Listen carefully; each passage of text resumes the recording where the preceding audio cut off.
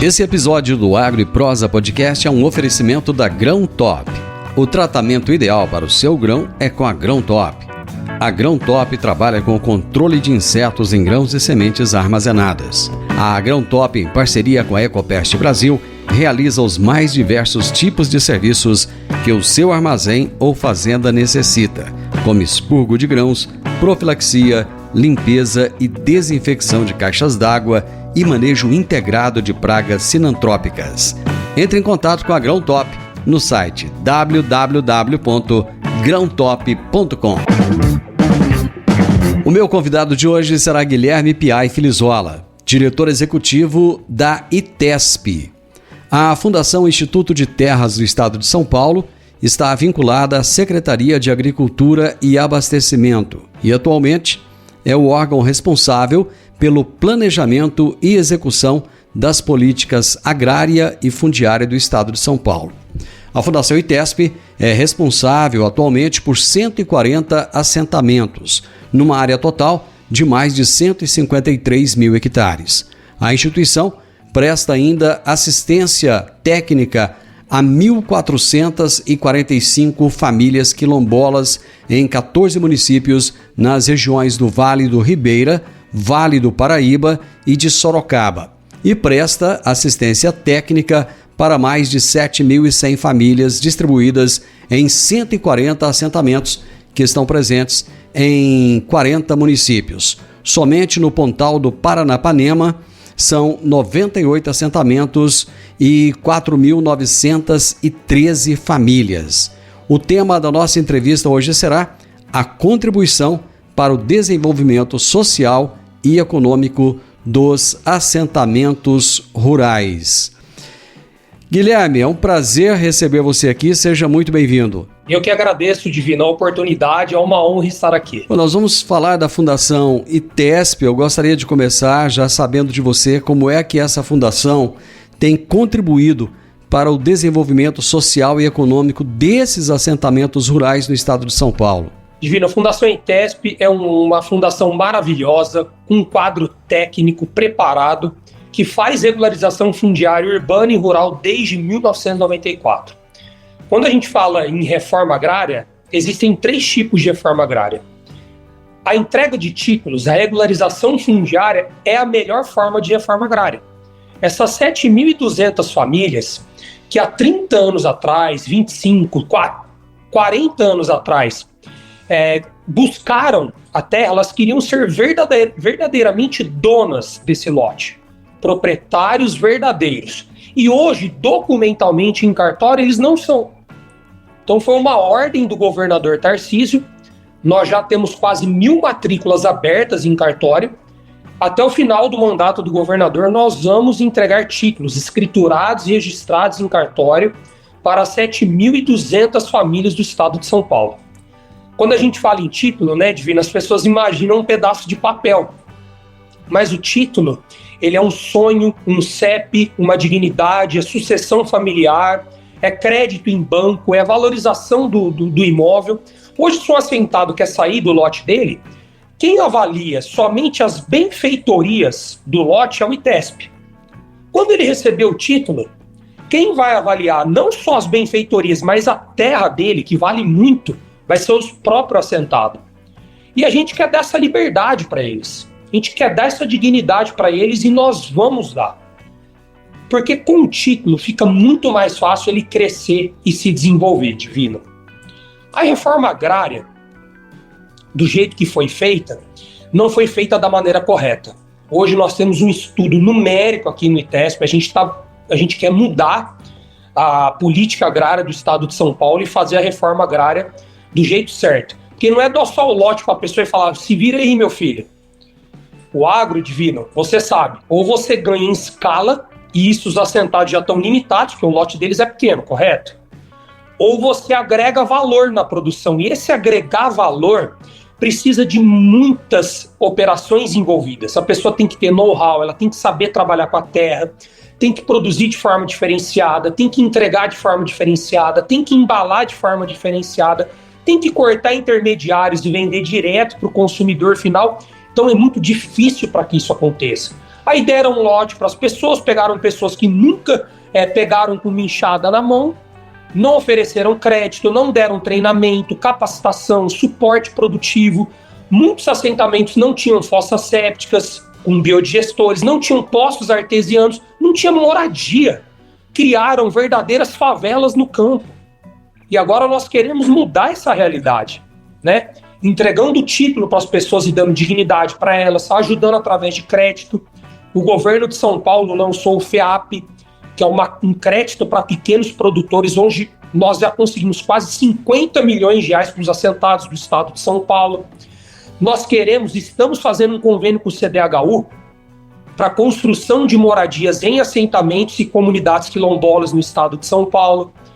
Nós estamos fazendo um convênio com a Secretaria de Justiça através do FID, que é o Fundo de Interesses Difusos, para levar fossas sépticas com biodigestor e poços artesianos profundos até os assentamentos. E nós também estamos permitindo agora, de forma inovadora, uma parceria de assentados com agroindústrias, onde a agroindústria vai fazer uma parceria com o assentado, vai plantar aí até 70% do lote dele, vai dar dignidade para essas pessoas, uma receita anual muito boa, e nos outros 30% ela vai dar suporte produtivo com técnicos, com treinamento, como contrapartida obrigatória para os assentados prosperarem. A gente acredita que é melhor ele ser profissional e eficaz em 30% do que amador em 100% do seu lote.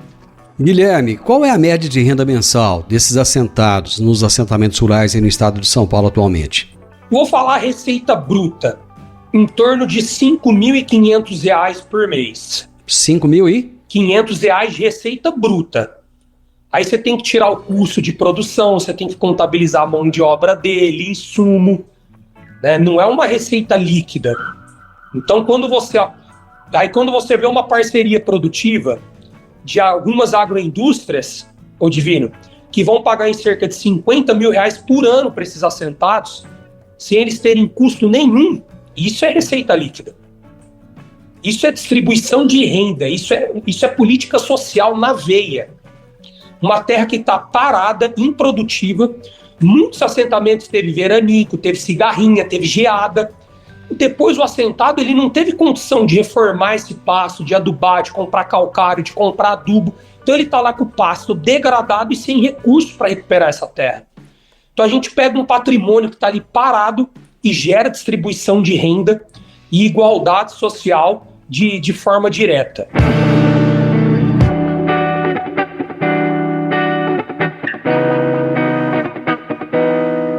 Você falou aí da assistência técnica e nós sabemos que ela é fundamental em qualquer processo do agronegócio.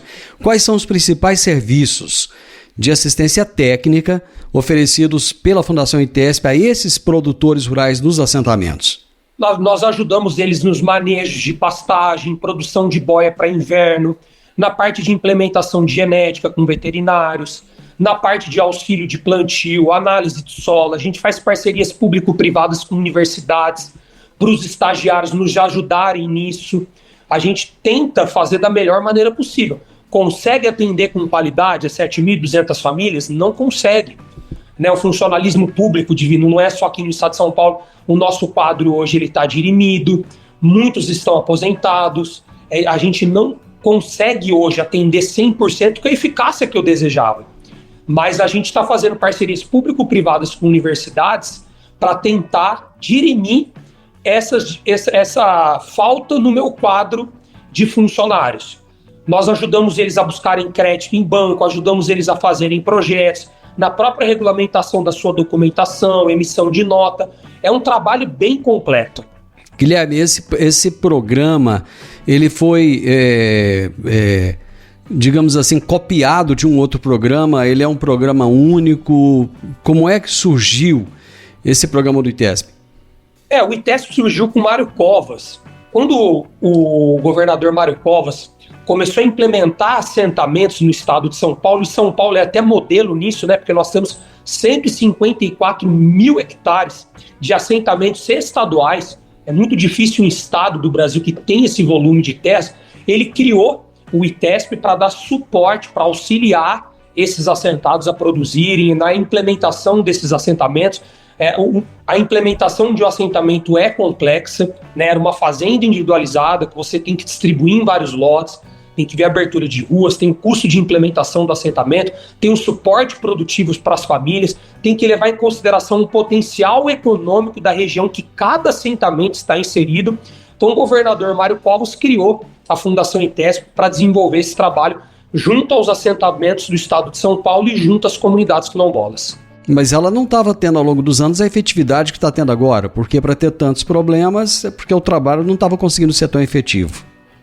Assim, o governo Tarcísio, eu sou suspeito em falar, é um governo de muito resultado, agilidade, fazer as coisas andarem. E eu estou tentando levar essa marca com muita honra. Né? Eu assumi aqui com nenhuma matrícula aberta em cartório de assentados, nós já temos quase 1.090 dias. Né? O processo de regularização fundiária do Estado também, onde nós estamos regularizando as grandes propriedades rurais, que eram em perímetros devolutos, a gente assumiu com nenhuma fazenda publicada no Diário Oficial da União. Hoje nós já estamos com 30 propriedades. Nós queremos levar segurança jurídica e título para todos os produtores do Estado de São Paulo. Para o pequeno produtor pro assentado, pela Lei 17.517, pelo médio produtor, pela Lei 11.600, e agora também para os grandes produtores que precisam de segurança jurídica para investir, para buscar recurso, para pôr pivô, para irrigar, para contratar, né, através da Lei 17.557. Então hoje nós temos 3 leis aqui no estado de São Paulo que permitem fazer uma regularização fundiária completa no estado. Isso vai gerar investimento, isso vai gerar atração de agroindústria, isso vai gerar riqueza e prosperidade. As 2 regiões mais pobres aqui do estado, que é o Vale do Ribeira e o Pontal do Paranapanema, são as 2 regiões que mais sofrem de insegurança jurídica. Esse programa de regularização fundiária rural e urbana executado por vocês, ele conta com parceria com os municípios? Com certeza. Hoje a gente tem convênios assinados com 120 municípios e quase 75 mil títulos para serem entregues. Eu estou desenvolvendo um PPA agora, né, que é o Plano Plurianual. Eu pedi um acréscimo de orçamento, porque a gente tem muito volume de trabalho represado. E também, como eu tenho um quadro de funcionários reduzido, eu estou buscando um decreto junto à Casa Civil para permitir a contratação de empresas da iniciativa privada de forma séria, onde o ITESP vai dar todo o direcionamento técnico, mas isso é uma forma de agilizar muitos processos e dirimir o meu déficit de funcionários. Quais são os programas de formação e capacitação que vocês oferecem para os produtores rurais e as comunidades quilombolas em especial, que são comunidades que no geral são muito pobres, não só em São Paulo, mas em todos os estados, muito carentes até? Nós temos aqui parceria muito forte com o SEBRAE, que é um órgão fantástico, que nos ajuda muito, são milhares de cursos já realizados, com a FAESP também, que é uma associação do agronegócio, que é muito parceira do ITESP, com as universidades públicas aqui, nós temos parceria com a Unesp, com a USP, com a Exalc. Então a gente são diversos cursos que levam em consideração o potencial econômico de cada região. Então quando a gente fala em comunidade quilombola, que ali no Vale do Ribeira a gente fala em mel, a gente fala em banana. Quando a gente fala no Pontal, a gente fala em curso para produção de leite, onde é uma bacia leiteira muito forte, o Pontal do Paranapanema. Então a gente desenvolve o curso conforme a realidade econômica de cada região e onde cada assentamento está localizado, com parcerias. Sem parcerias, isso não seria possível. Sempre tentam questionar muito qualquer trabalho feito com quilombolas, porque a argumentação é de que está se tentando aculturar essas pessoas, né? Tirá-las da sua cultura original. Como é que é a aceitação dessas famílias quilombolas para esse trabalho de assistência técnica que vocês oferecem? Hoje, inclusive, eu tive uma reunião com quase 30 associações de comunidades quilombolas. Tinham muitos trabalhos parados também, né? Não criticando o antigo governo, né? Eu não estou aqui para achar culpado, eu quero olhar daqui para frente, mas eles tinham muitas reclamações, dúvidas, questionamentos, muitos processos que estavam assim realmente represados, e hoje, na reunião com essas 30 associações, a gente já traçou um plano de trabalho, reuniões periódicas, metas a serem desenvolvidas. Eles querem sim esse suporte, eles querem ser reconhecidos, eles querem ser titulados, eles querem ajuda para produzir, claro, com uma comunicação respeitosa, clara, de forma muito educada. A gente conseguiu aqui desenvolver hoje uma reunião fantástica, foi a primeira, né? A próxima nós já marcamos a data também, vai ser para o dia ou 16 ou 17 de agosto, e a gente vai dar continuidade nesse trabalho.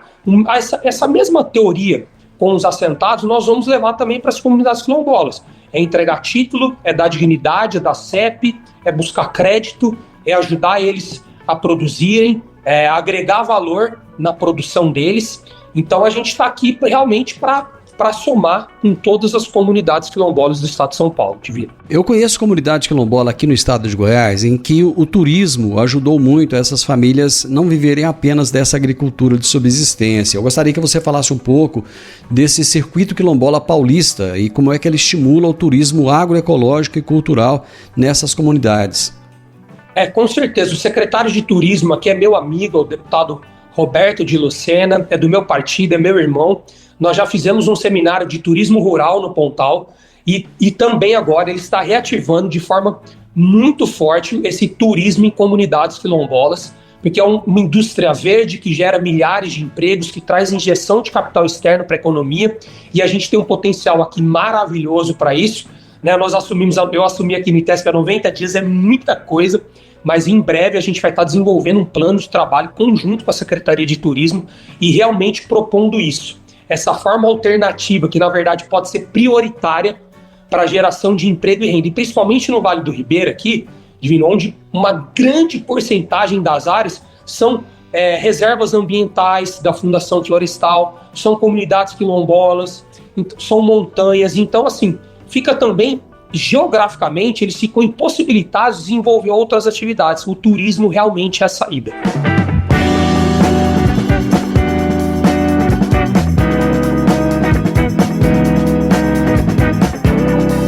Guilherme, quais são os principais desafios enfrentados pela Fundação ITESP na mediação de conflitos fundiários e como é que ela atua como mediadora nesses casos?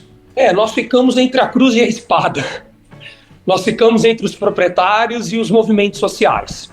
Tratamos todos com muito respeito, dignidade e diálogo. O diálogo é uma marca do governador Tarcísio. Mas também é uma marca do governador Tarcísio que não vai ser tolerado invasão de propriedades no estado de São Paulo. E eu tenho que seguir o direcionamento do meu governador e eu vou seguir. Como eu falei no começo, Divino, nós temos 3 formas de reforma agrária. A primeira é a regularização fundiária, onde você entrega a matrícula e o título, que é fantástica, que nós estamos fazendo. A segunda é através do crédito fundiário, que é uma maneira muito inteligente de fazer a reforma agrária. A pessoa financia a compra da terra dela, com 5 anos de carência, com juros de 2% ao ano, ela já pega a matrícula no ato da compra, a matrícula fica como garantia no banco, então ela tem que correr atrás para pagar essa dívida. Tudo que você dá de graça para o ser humano, ele não valoriza. A pessoa com também, certeza. A pessoa também, Divino, já tem que ter um histórico de no mínimo de 5, entre 5 a 10 anos de experiência em propriedades rurais. Então isso faz toda a diferença e nós estamos atuando, fazendo projetos do início ao fim do crédito fundiário aqui no estado de São Paulo.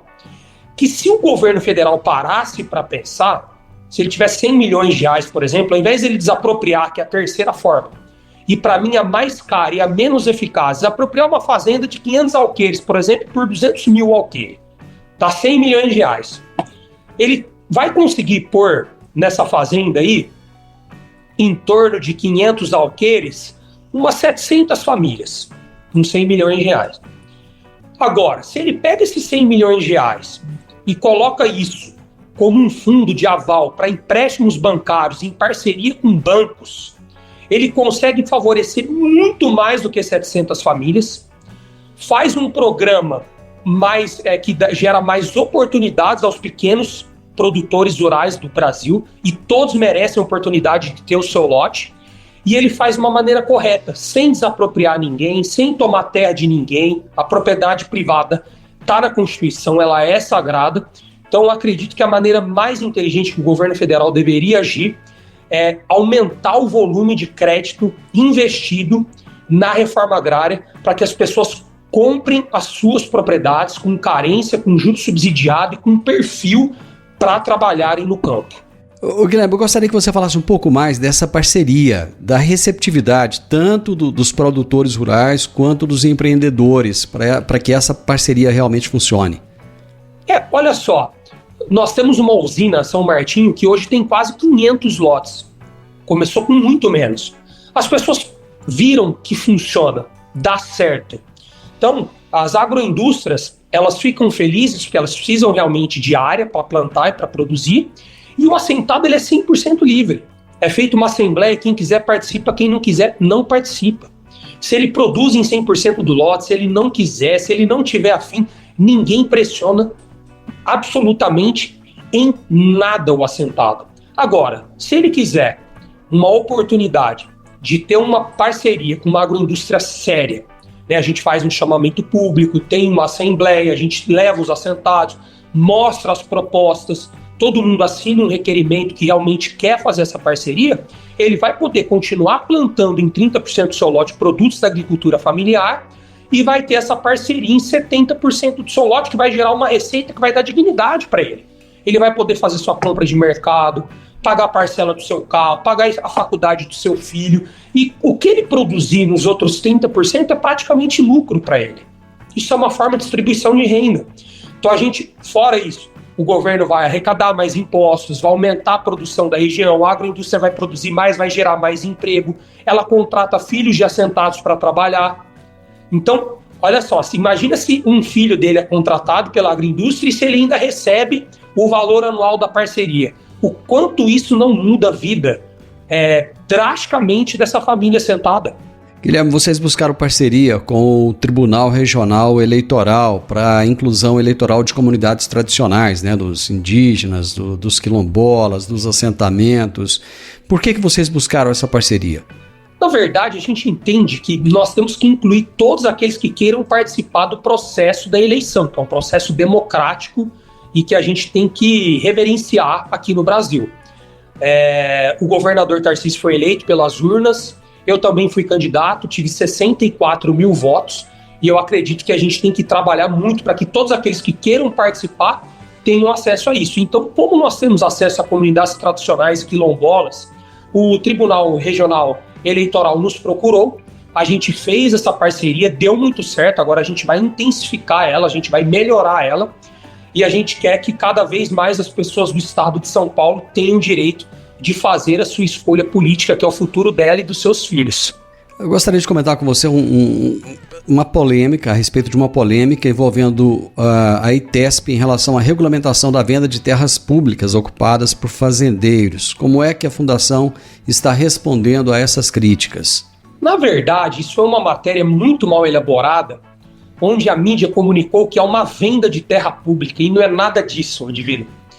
O proprietário, o fazendeiro, que está entrando com a regularização, está regularizando uma propriedade que já é dele, que tem origem em cartório registral, algumas famílias há mais de 100 anos, onde ele paga todos os impostos daquela terra, e ele produz lá há muitos anos. A terra já é dele. O que a lei permite é um acordo judicial entre o Estado de São Paulo. O Estado começou a propor ações discriminatórias em terras que o Estado considerou devoluta. De 89 perímetros, o Estado perdeu 33 ações de perímetros que foram considerados privados. Teve que pagar honorário, teve que pagar sucumbência. Hoje, esses fazendeiros que estão entrando com o processo de regularização das suas propriedades já são donos. Então, eles pagam de 10% até 40% do valor da terra nua da fazenda deles para regularizar a sua matrícula, para regularizar a sua documentação, para eles terem segurança jurídica para buscar investimentos. E aí, além do Estado arrecadar esse valor, que a maioria está dando entre 30% a 40%, são milhões de reais por fazenda, que isso vai para a política social, vai para a saúde, vai para a educação, o Estado deixa de pagar as benfeitorias. As benfeitorias chegam até 60% do valor da terra nua. Então, se você somar 30% a 40% que o proprietário está pagando para regularizar, com 60% do valor das benfeitorias, está dando 100% do valor da fazenda. O Estado sai da ação, recebe recursos para investir em política social, gera segurança jurídica e regulariza uma propriedade que já é do fazendeiro. Teve uma falsificação da assinatura de um padre em 1856. Meu amigo, o que uma família que comprou uma fazenda, que pela escritura pública, pela fé pública, ela era 100% liberada na época, tem a ver com isso? Aí depois o Estado entendeu que aquela terra era devoluta, porque teve um grilo lá pela falsificação da assinatura de um padre, e começou a propor essas ações discriminatórias. O que o proprietário tem a ver com isso? Então não é venda de terra de forma alguma, é um acordo judicial, é uma regularização da própria propriedade do fazendeiro, que ele está arrecadando recursos para o Estado investir em políticas sociais, tirando o Estado da ação jurídica, que perdeu várias, economizando muitos custos financeiros do próprio quadro de funcionários do Estado e gerando segurança jurídica e paz no campo. Essa contestação ela foi feita pelo PT e pelo MST, não foi? Feita pelo PT e pelo MST, está no Supremo Tribunal Federal. A Assembleia Legislativa do Estado de São Paulo já fez a sua defesa, o governador também, e muitas entidades, a Arisp, Associação de Todos os Cartórios Registradores do Estado de São Paulo, estão ingressando com a amicus curiae para defender a lei. Ciesp, Faesp, Sociedade Rural Brasileira, a BCZ, estamos falando com a CNA, porque não existe o que o PT está propondo. O PT, na minha visão, junto com os movimentos sociais, querem continuar fazendo uma reforma agrária ultrapassada, que criou verdadeiras favelas no campo. E eles não querem que essas pessoas tenham liberdade econômica, que essas pessoas tenham prosperidade. Eles querem deixar as pessoas na miséria para que eles tenham o seu curral eleitoral. Você acha que existe alguma possibilidade de contestação desses títulos no futuro? Existe. Tudo depende da decisão da ministra Carmen Lúcia. Dependendo da decisão dela, não vai existir, que eu acho que vai ser uma decisão ponderada e favorável à lei, que muitos outros estados do Brasil fizeram de forma gratuita. E o Estado de São Paulo, caindo essa lei do Estado de São Paulo, que eu acho que não vai acontecer, isso abre pretexto para cair em outros estados. E também, volto a dizer, a lei é muito rigorosa, Divino. Ela exige o laudo de função social da propriedade, o laudo da produtividade, exige que toda a parte ambiental esteja perfeita, o CCIR, o proprietário não pode ter ação trabalhista. Muitas propriedades não vão se enquadrar no rigor da lei. Algumas propriedades têm acima de 2.500 hectares, que é o limite constitucional, também elas não serão passíveis de regularização. Então, a lei não exclui o fato de que algumas terras poderão ser destinadas à reforma agrária. Mas quem se enquadra dentro da lei, cumpre todos esses requisitos, é um crime o Estado não permitir que esse proprietário regularize a propriedade dele. Os assentados do Estado de São Paulo estão pagando 5% do valor da terra nua, em torno de R$600 hectare, para adquirir seu título. Os médios proprietários, pela lei 11.600, pagam 10%, e os grandes proprietários estão pagando de 10% até 40%. Então, há proporcionalidade entre as leis. Guilherme, vamos torcer para que a justiça cumpra o seu dever e que realmente a população, né, que merece ser respeitada, que ela receba o respeito devido. Muito obrigado pela sua atenção, muito obrigado pelo tempo que você dispensou a nós. Eu que agradeço. Obrigado pela abertura, um abraço a todos os ouvintes e contem sempre comigo. Grande abraço, muito obrigado, viu? Abraço, tudo de bom. Tchau, tchau. Hoje eu conversei com o Guilherme Piai Filizola, diretor executivo da ITESP, que é a Fundação Instituto de Terras do Estado de São Paulo. E ele falou a respeito da contribuição para o desenvolvimento social e econômico dos assentados rurais. Um trabalho fantástico que eles estão fazendo no estado de São Paulo. O podcast Agro e Prosa tem o objetivo de falar do agronegócio de forma fácil, simples e descomplicada. Diariamente conversamos com os maiores atores do agro e abordamos os mais diversos assuntos de interesse de produtores rurais, técnicos, pesquisadores, profissionais da área e simpatizantes do agronegócio. Se você gosta do nosso podcast, então você pode nos ajudar. É muito simples. Basta seguir-nos nas principais plataformas de streaming e também no YouTube. Se você deixar um gostei, compartilhar os episódios e deixar um comentário, já vai nos ajudar muito a dar relevância tanto ao podcast quanto ao canal. E o mais importante de tudo, nos siga para receber notificações de novos vídeos e episódios. Um grande abraço para você e até a nossa próxima prosa.